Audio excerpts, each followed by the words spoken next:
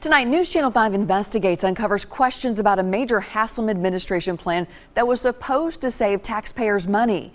But our investigation discovered that effort to turn the state's vehicle operations over to private companies is costing millions more than lawmakers were told. News Channel 5 Chief Investigative Reporter Phil Williams follows the money. We're committed to transforming state government. It was part of Tennessee Governor Bill Haslam's promise to run state government more like a business. While state employees once handled most maintenance of state vehicles, the Haslam administration outsourced the work to a private company. A fleet of state vehicles was once kept on standby for state workers, but that job was outsourced to Enterprise's We Car program. The administration also sold off hundreds of state-owned trucks and cars, choosing instead to lease them, all supposedly to save money.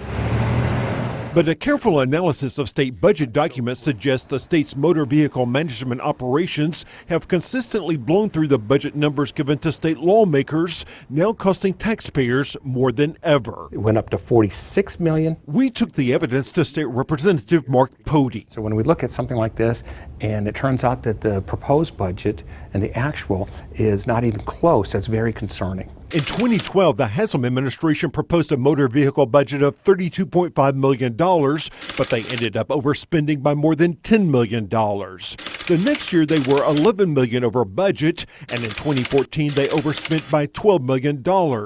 From an annual budget of $38 million in 2011, the state's motor vehicle budget is now up to $46 million.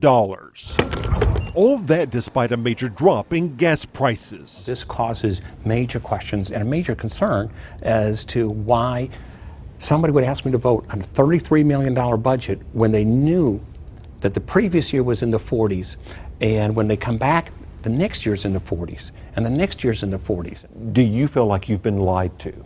I don't know if I feel that lying is the right word, but I believe I've been misled.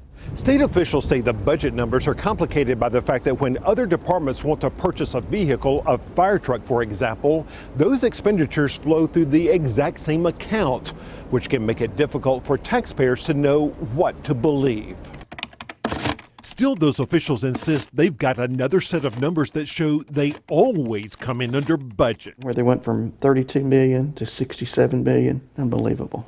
Randy Stamps heads the Tennessee State Employees Association. We showed him the state's numbers. If you ran a business like this, you'd be bankrupt pretty quick. In 2013, the motor vehicle budget given to lawmakers was $32 million, but the Haslam administration came up with an adjusted budget of $67 million. So when they spent $43 million, they claimed they were actually under budget. If I have the ability to double the amount in my budget every year from the original proposed budget to the adjusted budget, I can come in under budget every year.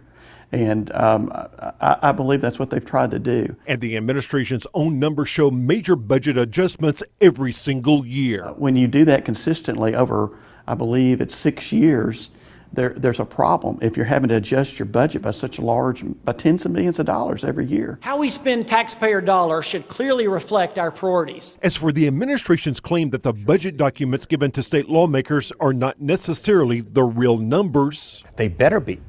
They had better be a real reflection, because if I can't trust the very budget document that they submit for me to vote on, and we've got the constitutional requirement in this state that we vote on a balanced budget, that budget had better be correct before they bring it to us.